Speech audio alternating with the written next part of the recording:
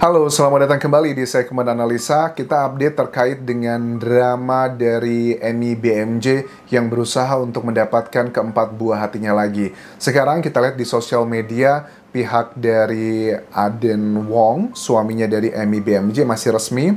Walaupun sudah 2 tahun terakhir ini, Emmy mengaku bahwa suaminya itu sudah memiliki wanita idaman lain. Bahkan di video terbaru yang sudah aku bahas di episode sebelumnya, putranya sempat keceplosan bilang bahwa kenapa Emmy berusaha menyakiti aku, keluargaku, dan juga ibu baruku. Itu adalah bagian yang sangat keceplosan, dan dalam statementnya putranya Emmy tersebut, itu kan banyak kata-kata yang sangat menyakiti hatinya Emmy ya, apalagi disampaikan oleh buah hatinya sendiri. Dan buah hatinya tuh uniknya pada saat menyampaikan kayak tidak ada rasa, kayak tidak ada emosi gitu. Biasanya kan kalau seorang anak ya mengatakan hal yang sangat menyedihkan, memori menyedihkan, biasanya akan menangis. Tapi ini tidak terjadi kepada putranya Emmy. Dugaannya itu semua adalah manipulasi aja. Nah, di klarifikasi terbaru lagi dari Emmy di sini mengatakan bahwa dia akan segera ke pengadilan Singapura untuk mengurus proses hukumnya. Ada beberapa hal yang diadres karena dari pihaknya Aden Wong sepertinya sangat gencar sekali ya menggunakan buah hati mereka untuk melakukan klarifikasi karena aku lihat tujuannya ini sebenarnya Aden Wong ini pengen menyelamatkan harta Gonogini, karena ada keterangan di sini dikatakan bahwa Aden Wong dan juga pihak yang diduga menjadi istri yang sekarang namanya adalah ya artis dangdut tersebut, Tisa Erni, dugaannya ke sana, itu sudah pernah konsultasi ke lawyer di Singapura bahwa bagaimana caranya kalau mau berpisah, tetapi agar Aden Wong tidak kehilangan banyak harta gitu. Nah, kalau seandainya keempat buah hati ini dirawat sama Emmy, otomatis tiap bulan sampai usia 18 tahun, 4 buah hati ini harus mendapatkan support secara finansial dari Aden Wong, dan itu nilainya juga nggak murah. Dan itu juga harus dikelola oleh ibunya. Dan Aden Wong ini mungkin ngerasa kayak ego kali ya. Ya sudahlah, aku yang ngeluarin duit, yang mendingan ya 4 buah hatinya bersama aku aja, ngapain sama dia. Karena kalau keputusan di Singapura itu berbeda ya kayak di Indonesia. Kalau di Indonesia kan orang sudah berpisah gitu, sudah ada kesepakatan, pokoknya biaya harus ditanggung oleh bapaknya gitu. Nggak dibayar ya nggak dipedulikan. Tapi kalau di Singapura tidak bisa seperti itu. Enforcement-nya atau penegakannya sangat ketat di sana. Emmy mengatakan begini, saya itu bukan peminum seperti kamu, Aden. Saya tidak pernah minum selama kehamilan. Kalau memang saya pernah seperti itu, silahkan dicek, dikumpulkan bukti-buktinya. Terus juga dia mengatakan, kamu buat putra saya bilang bahwa saya sering bawa pria ke rumah. Saya itu tinggal bersama ibu dan juga bapakmu, baik di Singapura ataupun juga di Indonesia, plus juga ada banyak helpers ataupun juga pekerja yang di rumah tangga mereka. Bagaimana mungkin saya bisa membawa pria-pria yang katanya tons of men, banyak banget pria dibawa ke sana? Itu kan tidak masuk akal. Kamu sudah mendua, kata Emmy. Bukan berarti saya juga akan membalas melakukan hal seperti itu. Saya adalah ibu dari dari 4 orang anak. Saya punya harga diri. Nah, ini adalah bagian yang menurut aku masuk akal ya, yang disampaikan oleh Emmy. Bagi aku aneh, apalagi juga kalau dikatakan bahwa Emmy itu sudah punya pria idaman lain, seperti tuduhan dari Aden Wong di video klarifikasinya bersama Dr. Richard.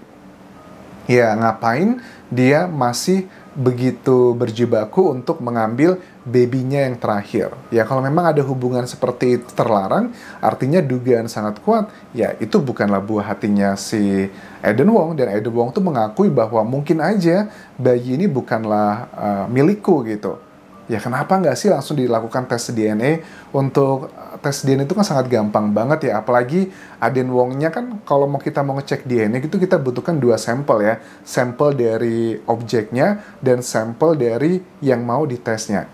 Bayinya sama dia, Aden Wong juga sama dia. Tinggal pakai air liur atau pakai noda merah sedikit, tunggu 1 hari juga sudah kelar hasilnya seperti apa. Jadi ini kesannya adalah terlalu mengada-ada, apalagi dengan pria yang sangat sukses seperti Aden Wong seperti ini, apalagi juga dia sudah punya kata anaknya adalah ibu baru di sana, jadi terlalu mengada-ada kalau ini dikembalikan bahwa Emmy memiliki pria idaman lain. Aku tidak percaya.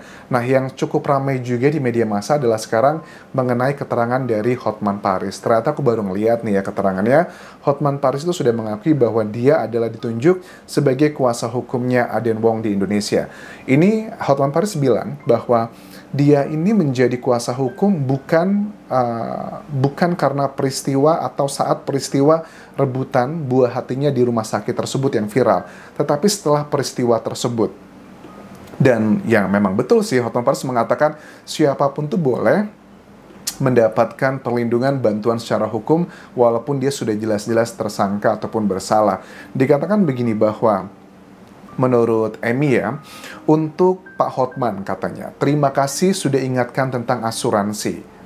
Ini adalah asuransi yang dikatakan bahwa ke semua family members dari Aden Wong itu sudah diasuransikan. Tapi di sini Emmy bilang, justru malah saya nggak tahu kalau ada asuransi tersebut. Bahkan asuransi saya pun juga tidak tahu. Karena semua keuangan, financial, itu diurus langsung sama Aden. Kalau memang ada asuransi, tolong beritahu apa saja asuransi yang saya miliki ataupun juga buah hati saya miliki. Dia malah nggak tahu sama sekali.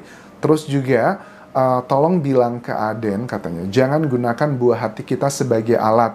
Kasihan wajah mereka berada di mana-mana. Ini juga unik ya, karena biasanya orang tua tuh lebih baik itu dia disalahkan, menerima rasa malu dan sebagainya, daripada mengorbankan buah hatinya. Tapi ini berbeda. Justru buah hatinya itu dipakai tameng untuk melakukan klaim-klaim A, B, C, dan D. Let's say anggap saja yang dikatakan dari dua buah hatinya Emmy yang berbicara di media massa dan sosial media itu adalah benar. Bukankah kebenaran itu juga pasti akan menyakiti buah hatinya? Biasanya ya kalau orang tua yang benar ya, kalau bapak atau ibunya melakukan tindakan-tindakan yang menyakiti mereka, biasanya akan di-cover, at least mereka tidak kehilangan figurnya, karena itu akan berdampak ke psikologinya juga. Aku nggak yakin dengan profil dari seorang Aden Wong yang kaya raya, berpendidikan tinggi, lingkungan keluarga juga berada, mereka masa sih nggak mengerti tentang psikolog untuk putra-putrinya seperti ini. Bagi aku sangat unik sekali. Bahkan untuk ngurusin keluarga ini aja ada banyak helpers ya. Ada Daviena kan yang ngebantu ngurusin keluarganya untuk belajar putra-putrinya. Ada juga Tisa Erni yang katanya sebagai personal asistennya, walaupun dibilang sama Emmy nggak bisa bahasa Inggris yang cukup mumpuni. Adalah hal aneh perusahaan sebesar ini, tingkat dunia, tapi meng-hire seorang PA untuk jabatan yang sementara ini, tapi bahasa Inggrisnya nggak lancar. Itu terlalu banyak kebetulan dan kejanggalan. Ditambah lagi, sudah ada foto yang beredar di sebuah park, lagi adegan mandi, begitu mesra sekali. Apakah itu adalah hal yang wajar? Terus dikatakan juga begini, saya mohon, kata Emmy, ayo kita ketemu di pengadilan Singapura, karena dia akan segera ke Singapura. Dan dikatakan bahwa nggak usah khawatir, saya itu kan penduduk masih Korea Selatan. Katanya sudah permanen resident atau nggak tahu seperti apa, tetapi kalau di pengadilan Singapura itu yang akan lebih diuntungkan adalah keempat buah hatinya karena mereka adalah warga Singapura, dan juga Adennya begitu, karena dia juga adalah asli warga Singapura. Jadi please kita ketemu aja di pengadilan Singapura, karena sampai saat ini kan kondisi mereka, lokasi mereka sedang tidak berada di Singapura, kemungkinan besar berada di Malaysia. Tapi antara Malaysia sama Singapura kan gampang banget, lewat darat paling sejam 2 jam juga sudah sampai kan ya. Terus pesan untuk keempat buah hatinya, terutama yang sudah dewasa kan ya, yang sudah bisa berpikir lah. Maafkan, katanya, sudah membuat kalian menghadapi ini semua. Apapun yang kalian katakan dan menyebut diriku dengan nama apapun, menjelek-jelekan aku, katanya nggak masalah karena kalian tetaplah tetap buah hatiku. Tolong tetap kuat dan sampai mami bisa menjemput kalian lagi. Ya, naluri seorang ibu ya. Aku sih lebih cenderungnya setuju dengan Emmy karena ya namanya seorang ibu tuh kadang lebih memilih untuk mendapatkan judgement atau pandangan negatif demi melindungi putra-putrinya. Tapi yang aku lihat dari Aden Wong malah sebaliknya, dia berusaha menggunakan buah hatinya untuk meng-clear up tuduhan-tuduhan yang disampaikan oleh Emmy yang sudah viral kemana-mana. Apakah kalian lebih percaya, teman-teman? dengan keterangan Amy atau keterangan dari sang suaminya. Lantas posisi dari Tisa Erni sekarang berada di mana? Dugaanku sih dengan statement yang dikatakan putranya bilang bahwa dia berusaha menyakiti, salah satunya adalah ibu baruku. Itu kan waktu kejadian yang berada di rumah sakit. Kita bisa lihat di kejadian rumah sakit tersebut kan ada buah hatinya, ada juga Aden Wongnya, ada petugas keamanan, dan juga ada perempuan di sana, yaitu adalah Tisa Erni. Jadi menurut aku interpretasinya adalah pada saat putranya itu mengatakan bahwa kan dia lagi menceritakan waktu kejadian yang viral itu di rumah sakit, berusaha menarik kakakku, katanya mau menghabisi dan juga menyakiti ibu baruku. Ibu baruku itu adalah reverse-nya ke Tisa Erni. Kalau ini terbukti telah terjadi pernikahan secara agama atau secara negara, ini akan semakin melemahkan Aden Wong pada saat nanti di persidangan di Singapura, karena ada bukti-buktinya nih, menjadi hal yang tidak boleh kan ya. Kalau masih terikat pernikahan, kemudian menikah lagi, itu sudah melanggar hukum. Makanya dari Aden Wong kayaknya udah ngerti, dia bakal kalah kayaknya ke Singapura, makanya dia berusaha mengulur-ulur, berusaha untuk mencari alibi-alibi agar banyak hal yang lebih menguntungkan dia. Well, at the end of the day, dari drama ini yang paling dirugikan adalah keempat buah hati dari mereka. Mudah-mudahan mereka berdua diberikan kebijaksanaan, wisdom gitu ya, bisa berbicara, karena apapun yang terjadi, siapapun yang menang, siapapun yang kalah, bagi aku nggak ada yang untung. Kalau menang jadi abu, kalau kalah pun jadi arang, atau sebaliknya, pokoknya nggak ada yang untung seperti itu. Terima kasih sudah menonton, sampai ketemu lagi di video berikutnya. Jangan lupa tinggalkan like dan juga komen, subscribe channel YouTube ini, follow Instagramku karena ada beberapa video yang bisa aku tayangkan di Instagram aja, dan juga akun TikTokku, juga Facebook pageku di Anjasa Asmara. Sampai jumpa.